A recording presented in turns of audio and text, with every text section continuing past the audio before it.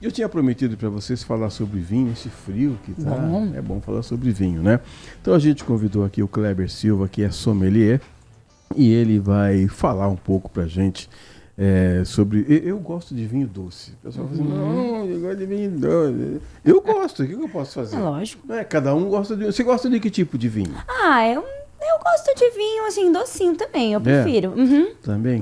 Mais docinho, aqueles muito cheios, mais escuros, com muito tanino. Ó, eu tô entendida com muito tanino. Ixi, amarga tudo a minha boca, eu não sou muito fã, não. O vinho, definitivamente, ele faz parte da mesa do brasileiro. Não só do brasileiro, mas no mundo todo, não é, Kleber? Bom dia, obrigado por ter vindo até os estúdios da Rádio Bandeirantes. Bom dia, Edson, bom dia a todos que estão aqui. Prazer enorme estar aqui com vocês.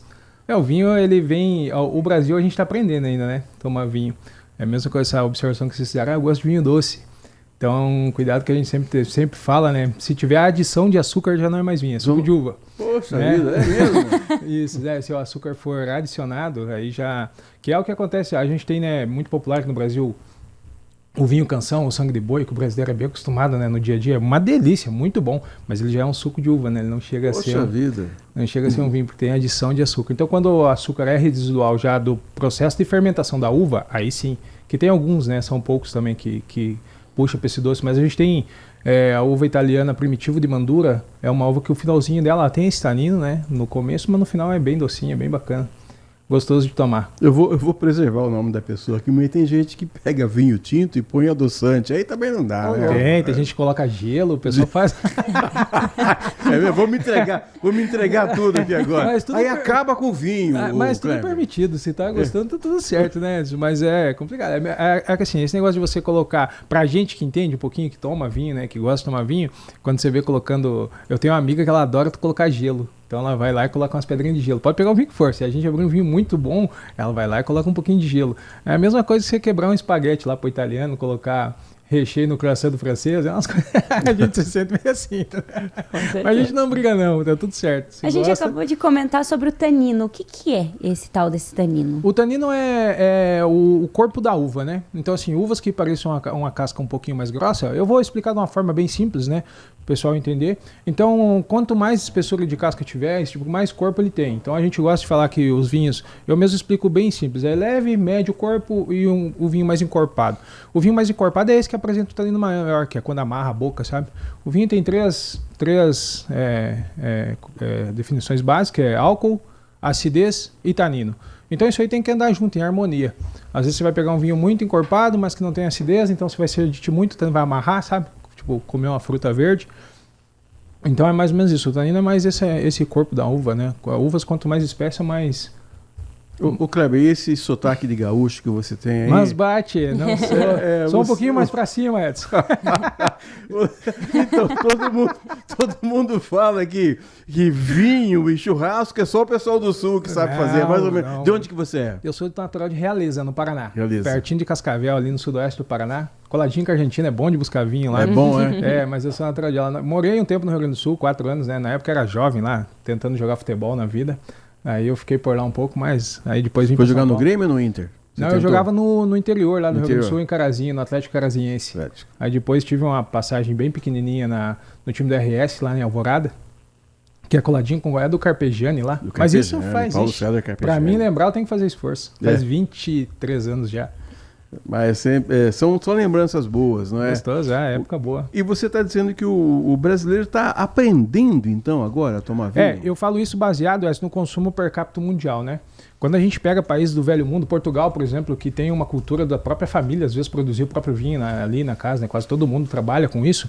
Então, quando você pega o número per capita, Portugal, França e Itália, os 3 primeiros aí, eles têm um consumo per capita mais ou menos de 50 garrafas ano por habitante, 50 litros ano por habitante. Puxa vida. O Brasil, a gente tem um consumo de 2 litros ano por habitante. Então, a gente tem... muito longe. Exatamente. Só que a gente é um país mais tropical, né? A gente tem uma cultura um pouquinho diferente, é mais da cerveja, né? Mas o vinho aí, na pandemia mesmo, teve um crescimento muito bacana. O brasileiro está aprendendo, né? Tem muitos lugares já que tem o vinho em taça. Você vê aí mercados grandes colocando um sommelier ali para atender, já dá dica, sugestão, né? Que antes a gente não via isso, né? Então esse trabalho do entorno aí também colabora muito, né? Com certeza. E uma das coisas é que a gente tem consumido mais em casa também. E aí, como armazenar esse vinho? Coloca em pé na geladeira, coloca deitado, coloca do lado, coloca no... Nossa, já coloquei vinho no como chama? No congelador. Onde armazenar esse vinho? No congelador tem que tomar cuidado com o congela. Né? Você deixa lá rapidinho. Não, mas a melhor maneira é seguir o praxe, né? Que é deixar ele deitadinho, porque a rolha do vinho, o vinho ainda continua respirando, ele tem um processo de evolução. Então tu pega desde o processo da colheita, quando a uva vai fermentando, ele continua esse processo de fermentação dentro da garrafa. Então é importante o líquido estar em contato ali com a rolha, né? Para manter ela umedecida, manter a rolha com qualidade para ela não ressecar. Você já chegou a abrir aquele vinho que a rolha esfarela? Então é porque não teve ali, né? Tem que ter esse cuidadinho também. Mas deitado é a melhor forma. Isso dentro da geladeira ou fora? Na geladeira, eu sugiro sempre ter uma adeguinha, né? Que mantenha ele uns 15, 18 graus aí preservado. Mas você não deixa deitadinho e daí na hora de tomar, o vinho tinto mesmo, põe uns 15, 20 minutinhos na geladeira, ele já tá pronto, né? Pra tomar. Se é um vinho branco ou um moscatel, como esse que eu trouxe pra vocês, ou um espumante mesmo, aí deixa no congelador uns 30 minutinhos também, que ele vai ficar bem geladinho. Deixa eu aproveitar para mostrar aqui. Você falou moscatel, eu que como conheço tudo de vinho, o que significa moscatel? Eu acabei acertando, você viu? Os dois falaram que gostam de vinho doce. Isso. Esse é um espumante, né? Um moscatel. O moscatel é o mais docinho dos espumantes. Então, acredito que vocês já devem ter tomado algum vinho frisante, alguma coisa nesse sentido. O moscatel, ele puxa para isso. É um vinho bem docinho mesmo, que a gente, no espumante, a gente tem o Brut, que é aquele seco, que não tem nada de doce. Tem o Demi-Sec, que ele fica entre esse e o Brut. E aí tem o moscatel, né? Que é um vinho mais doce. É um teor alcoólico baixo, né?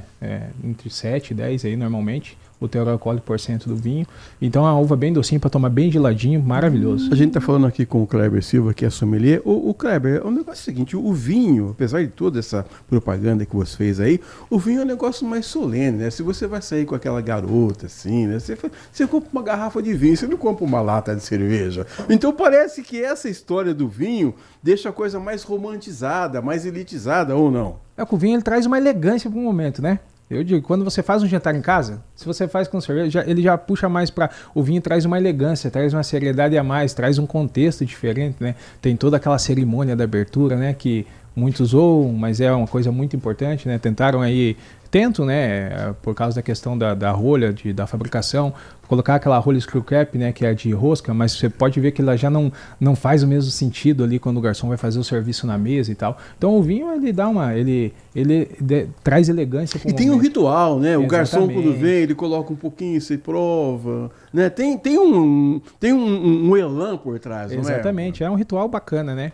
E é um ritual assim... Para quem é leigo, você olha e fala, não, isso aí tudo é frescura, mas não é, porque o garçom vai abrir ali o vinho, vai colocar um pouquinho, você tem que provar para ver se o vinho tá bom, para ver se o vinho te agrada, para ver se é o vinho que você gosta. E se você não gostar? Imagina você não lá... paga? Não, na verdade, assim, normalmente regra de restaurante, é óbvio que vai de lugar para lugar. Eu sempre como eu estou sempre à frente de operação de restaurante, Que restaurante que você trabalha, por exemplo? Hoje eu trabalho à frente do grupo, sou diretor do grupo Luxe, né? E eu sou responsável pelo Domus aqui no Cambuí, e a gente está abrindo uma unidade nova agora lá no Shopping Americana. Sim. E aí a gente tem importadora de vinho também, né? A WS Wine, que eu represento aí e corro com esses negócios. Então o garçom vem, oferece, como a gente tava nessa parte aí. Isso. Se eu não gostar... Aí eu normalmente gosto de bater um papo com o cliente, entender o que estava esperando, talvez tentar e ver se eu, de certa forma, se eu conseguir aproveitar aquele vinho para taça, tudo bem. Porque acontece, imagina você olhar para uma carta de vinho e pensar, não, esse vinho é docinho, eu vou pedir. Aí você pede, não é aquele porradão que você vai fazer, amarrar, né? Então, assim, aí você não vai... Mas normalmente é muito difícil isso acontecer, mas bem raro mesmo. A gente, quando vai no restaurante, vê o pessoal, na hora que coloca o vinho, girar a taça.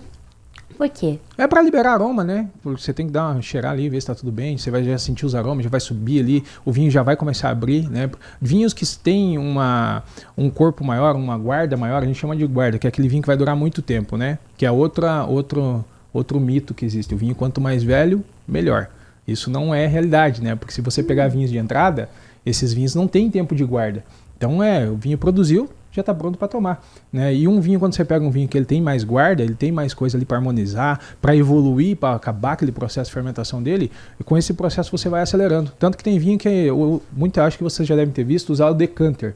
Por quê? Você decanta o vinho e deixa ele lá paradinho um pouco, que é para entrar com ar ali e ele ir evoluindo conforme as necessidades ali dele, o que ele tiver de evolução, né? E é bom a gente sempre dizer aqui que você não deve beber antes de dirigir, né? Beber sempre com Claro. moderação. Com certeza, né? A gente não está incentivando nada disso aqui. Mas é o seguinte, o Kleber, para quem nunca tomou nada de vinho, o que você aconselha? Começa por onde? Começa pelos mais leves, né? Procura sempre uma uva aí. A gente tem na Espanha aí uma uva muito bacana que é a Tempranillo, que é uma uva bem leve, não tem esse aspecto de tanino que vai agredir mais, né? A uva Pinot Noir também é muito boa.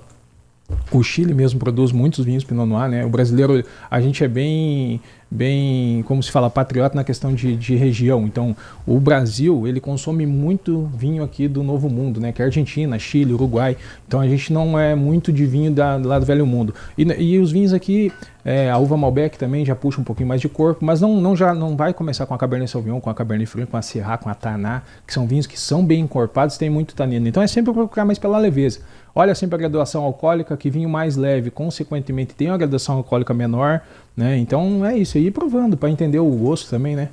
Tem gente que eu tomei vinho a primeira vez, que deu um vinho leve e falou, não, eu não gosto, eu gosto mais pegado. Você falou de uma coisa, desculpa, Nath, Imagina, pelo amor de Deus. mas eu tenho que perguntar isso. Às vezes você vai visitar uma vinícola, o Kleber, e o camarada dá um sistema de degustação para você. Né? Sim. Degustação. Quando eu tomar o terceira, eu já esqueci. Já não lembra mais. Como que era o primeiro lá. Como é que o camarada... E tem gente que trabalha com esse negócio de degustação. O paladar é afinado a esse ponto? Mas você percebe, né? A gente não... Eu posso até te convidar. Provavelmente, eu acho que na próxima semana a gente vai fazer um trabalhinho de degustação lá na AWS. Você pode... vou pedir para Juliana ali ter o contato, vai lá. Aí a gente brinca, você vai entender. Se você colocar tipo 3, 4 rótulos que pegue bem, que pega uma extremidade. Por exemplo, você pega uma Taná, você pega uma Pinot Noir, você vai perceber leveza, a persistência, que tipo, tem vinho que você toma, em 2, 3 segundinhos ele já foi embora. Você não sente mais o sabor dele na sua boca. Mas tem vinho que fica ali 15, 20 segundos. Tem vinho que você come, ele ainda continua harmonizando com aquilo. Então é bem legal. Isso realmente é verdade. Pode carimbar que... Tá vendo, né? Pois é. Hoje em dia existe um monte de tipos de rolha, não só essa rolha tradicional de cortiça e tudo mais. Por quê? Como que é feita a escolha de acordo com o tipo de vinho? Como que é? Não, isso é mais aí da vinícola mesmo, do enólogo lá, né? Na hora de... eu acho que vai muito da questão do posicionamento da vinícola mesmo. Porque a rolha eu gosto muito de trabalhar com rolha normal, né? Mas as pessoas estão evoluindo para rolha de plástico, para rolha... Mas são rolhas que você vai ver que já perde um pouco o encanto do momento, desse ritual, entendeu? Mas isso é mais da vinícola, daí, da não questão perde a qualidade do vinho, não, dependendo da rolha? Não. Vinho tinto só combina com carne. Mito ou verdade? Mito, porque tem vinhos tintos que são muito leves, combinam com queijo, combinam com frango, com prato branco, enfim, não tem. O vinho tinto... É bom você tomar um vinho tinto com carne, porque a carne sempre vai ter mais corpo, ela vai te entregar mais, né? Mas a questão do vinho, um churrasco mesmo, você fazer um churrasco com um vinho bem levinho, cara, perfeito, maravilhoso. E tem gente que... Estou falando isso por causa que a Marley faz isso de vez em quando. A Marley, minha esposa, está cozinhando uma carne, coloca um pouquinho de vinho, mas fica bom isso aí. Mas você fazer um vinho, fazer um molho mesmo com redução de vinho, que deixa o vinho reduzindo, deixa evaporando tudo ali, que ele fica mais... Já começa a ficar cremoso ali, pô, maravilhoso, muito bom. Tô dando fome. Né? Tá dando fome e vontade de beber um vinhozinho. Depois de quanto tempo aberto o vinho você pode continuar consumindo? Existe um tempo ali? Abri, quero armazenar, não consegui tomar a garrafa inteira, posso armazenar? Normalmente 48 horas eu sugiro ainda você tomar. Depois ele já começa... Porque ele já perdeu muita coisa, né? O álcool mesmo evapora, mesmo que... A gente, no restaurante, vinho que a gente trabalha em taça, a gente tem um aparelhinho lá que você consegue tirar o ar dele. Então, é tipo uma máquina de vácuo para vinho, sabe? Você coloca na tampa ali, você tira o ar. Mas em casa a pessoa não vai ter isso. Então, se o ar começar a ficar dando processo ali, ele vai, se deixar 3, 4, 5 dias ali, ele vai virar vinagre, né? E como que eu armazeno depois de aberto o vinho? Você tenta colocar a rolha de volta, né? E deixa acho que na internet, no Mercado Livre, tem também aquelas tampinhas que você fecha, sabe? Ela é uma coisa de vedar ali mesmo. Só pra vedar mesmo. Ela tem um sisteminha ali que você coloca em cima da tampa e você só fecha. Mas sempre... Aí 2 a 3 dias. Isso, mantendo fechado, né? Se deixar aberto, esse prazo acelera bastante. E tem vinho bom para salada, para peixe? O que você pode indicar para gente? Então, vinho branco? E para falar um pouquinho para tomar, eu sugiro assim, tipo, um espumante casa muito bem com sushi, né? O sushi, ele é um prato muito leve, um prato muito leve, assim, quando você come, principalmente frutos do mar, comida japonesa, são, quando eu digo muito leve, é assim, de sabor, né? Então você, por exemplo, você comeu um sashimi, você pode já, só de pensar, você já vai perceber, o sabor não vai ficar persistente na tua boca. Então, se você comer outra coisa ali, vai acabar... Se você lavar a boca com um brute, com um moscatel, você vai perceber que o sabor... Você tem mais sabor na próxima garfada.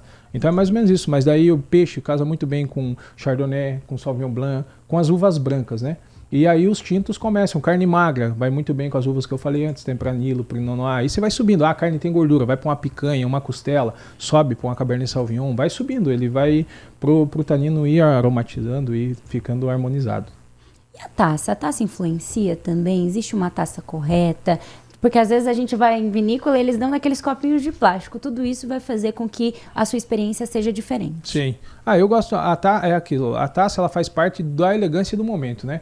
Então, eu gosto sempre de uma taça um pouco maior, uma taça que abre mais. Tu tem aí a taça Cabernet ou a Bourgogne mesmo, né? Que são taças que ela vai prender, ela tem aquele formato ali embaixo e em cima ela é mais fechadinha, para já prender o aroma do vinho ali dentro, não deixar abrir muito. Então isso é bem bacana, porque quando você toma, o aroma já vem junto, tem uma combinação de coisas ali que acontece, né? Então a taça sempre é o recomendado aí. Você falou da Juliana Silveira, que até mandou a sugestão aqui pra gente. Ela sugeriu uma pergunta aqui, eu achei interessante, eu vou fazer. Se você tiver que indicar um vinho coringa, né? Aquele vinho para diferentes ocasiões, que tipo de vinho seria? Então, eu tento ir mais pela neutralidade, né? Eu ficaria no meio termo, eu não iria nem no bem levinho e nem no muito... Eu ficaria ali numa Malbec, numa Cabernet Franc, eu ficaria nessa região aí, trabalharia com vinhos de médio corpo. Então, é entender ali, quais vinhos são de médio corpo. Você pega sempre um vinho ali, não vai ter tanto tanino, mas também não vai ser aquele vinho que está bem ali, sem muita coisa ali para oferecer, entendeu? E agora aquelas... Quer fazer uma pergunta, Nath? Pode continuar falando. É pergunta assim de pobre, sabe? Lógico. Eu tenho um amigo que falou assim, eu tinha um vinho em casa, ele azedou. O que é Um azedar? amigo. É o processo de fermentação, né? Ele foi embora, né? Ele acabou evoluindo muito. É o que eu falei dos vinhos de entrada. Quando para vocês entenderem um pouquinho a qualidade, como falam, já entrando em outro ponto que é a questão de preço, né? Porque a qualidade e preço elas andam junto no vinho. Muito difícil você pegar um vinho barato que tenha muita qualidade. Ele vai ser bom ali pro dia a dia, mas quando você já entende que você precisa, vou ter um jantar de negócios ou tenho alguma coisa... Convidar a Nath e Luquezzi para jantar, por claro. exemplo. Você vai ter que... Vai ter que caprichar, Exatamente. O cartão de crédito daquele mês vai embora. Exatamente, já deixa reservado para aquilo, né?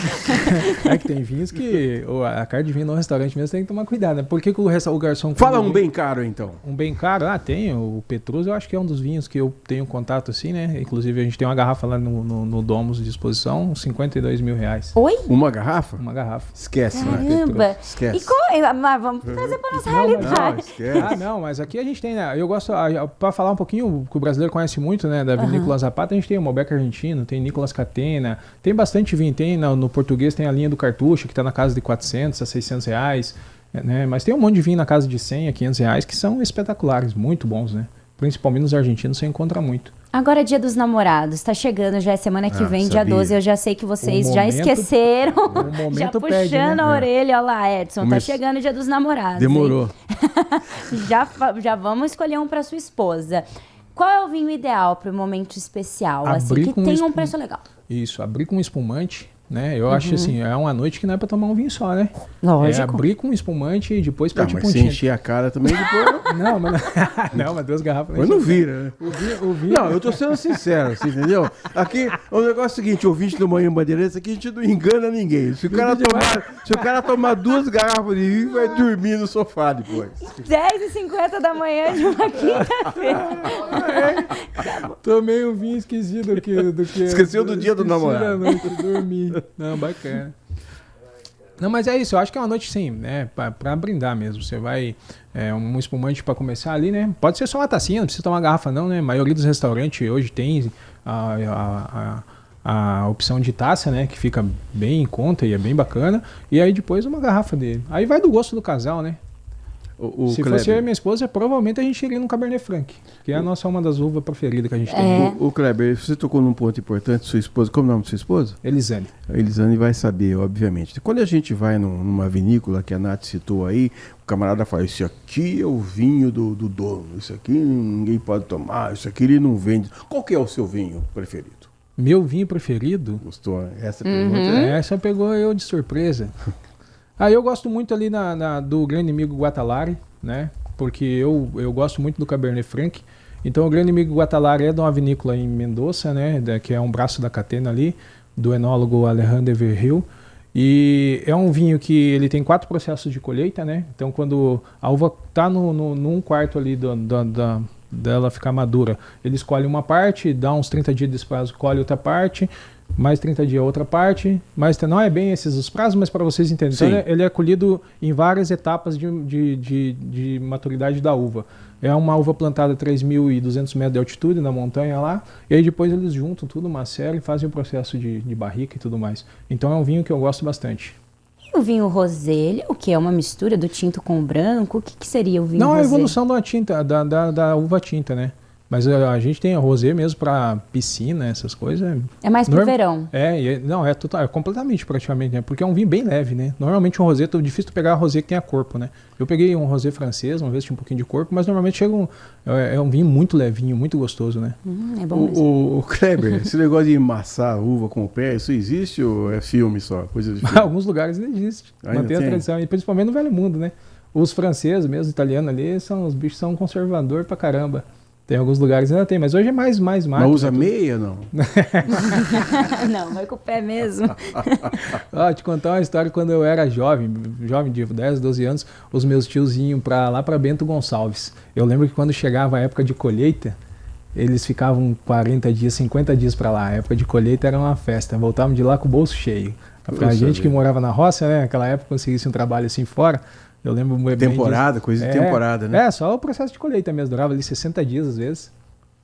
Eles iam pra lá, faziam todas aquelas colheitas nas montanhas, lá era bonito de ver. Pena que naquela época não tinha, né, foto igual tem hoje, né, que a gente pode ficar batendo foto o tempo todo. Verdade. Então tem pouquíssimo registro, mas era uma época bacana. Hoje você sai na rua, tem uma câmera, né? Tudo tem uma câmera. E nessas vinícolas, né, você que trabalha com vinho, como que funciona? O enoturismo tem crescido muito. Como é que funciona o processo para eles conseguirem trazer essa parte histórica e tudo mais? Qual que é a importância das pessoas terem acesso a isso, mesmo que a pessoa não beba vinho, não goste de beber? Qual que é a importância histórica? Porque hoje o Brasil vem crescendo muito também na produção de vinhos, sul de Minas, aqui no interior também, Espírito Santo, São Roque, né? São Roque tem a Rota do Vinho, né, que é bem bacana. Eu acho que as vinícolas em si, elas têm que focar muito nesse trabalho, né? Que é de receber os clientes, que é de mostrar, né?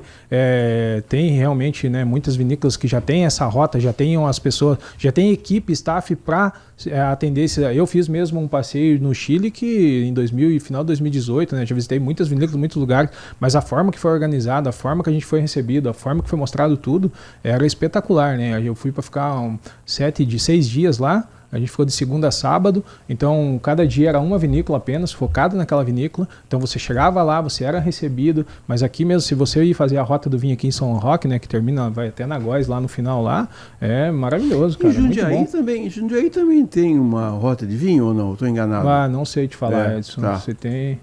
Alguém me falou que em Jundiaí também você poderia visitar. Mas a Rota de São Roque mesmo eu já fiz umas 2, 3 vezes ali. Essa é tradicionalíssima. Muito sim, bonita. Em Jundiaí nós temos uma rota com mais de 20 vinícolas. Rota do Vinho de Jundiaí. O próprio estado, né, de São Paulo, de Minas, tem eu faz um tempinho que eu estou mais focado em administração do que correndo atrás dessa questão de vinho e tal, mas o Brasil, a gente tem que perder um pouquinho, a gente não é muito patriota na questão do vinho, né? E lá atrás se criou como se fala, uma fake news, né? Que o Brasil não sabe produzir vinho. Não, a gente já tem coisas boas. A Miolo está fazendo um trabalho sensacional. Tem a Pisato, tem bastante vinho. As próprias vinícolas aqui de São Roque estão fazendo um trabalho excelente, né? Tem a Amana ali, que tem vinhos muito bons, com preço muito bom. Então, o Brasil, a gente está se desenvolvendo bem. Quais são as diferenças dos nossos vinhos produzidos aqui no país para os outros? As uvas, elas se adaptaram bem ao nosso clima? Não todas, né? Porque tem... Assim, o sul do Brasil, ele é melhor, né? Por causa do clima, né? E mais por causa das regiões montanhosas, né? Porque a uva, a videira, quanto mais ela sofre, mais fruto ela dá. Então, você quer que uma videira dê fruto bom, porque ela é vaidosa, ela é uma mulher que tem o closet de maquiagem lotado. Então, se você der uma condição boa para a videira, você deixar ela lindinha ali, ela vai focar em ter folha bonita, ela vai focar em ter um tronco bonito, ela não vai focar no fruto. E quando ela sofre um pouquinho, então assim, região montanhosa, essas coisas é melhor para a videira por causa disso. Ela vai dar mais frutos bons. Muito bem, recebemos aqui o Cleber Silva, que é sommelier. Muito obrigado, viu, pelas dicas, pelos conhecimentos que você compartilhou com a gente. Obrigado pelo vinho também. Volte mais vezes. Não, obrigado. E faça aí um convite para a pessoa então, que nunca tomou vinho, para ela começar nesse mundo aí. Não, acho que tem bastante opções, né? Os restaurantes mesmo, aqui em Campinas, o centro gastronômico em Campinas tem muito restaurante bom e praticamente todos têm o vinho em taça. Então começa por aí, hoje eu vou provar uma tacinha de vinho, né? Aí prova, entende bem qual uva que aquele garçom está servindo, em outra oportunidade muda, vê se tem uma uva diferente para o restaurante servir, prova também, aí você vai entendendo o seu gosto, o seu paladar. Sempre que passar em algum mercado, tem aquela moça fazendo aquele trabalho de promoter ali, né? Oferecendo a degustação, prova, porque vai começar a gostar e é muito legal. Muito obrigado, volte sempre. Eu que agradeço a oportunidade de estar aqui, foi um prazer enorme, gigante. Obrigado mesmo.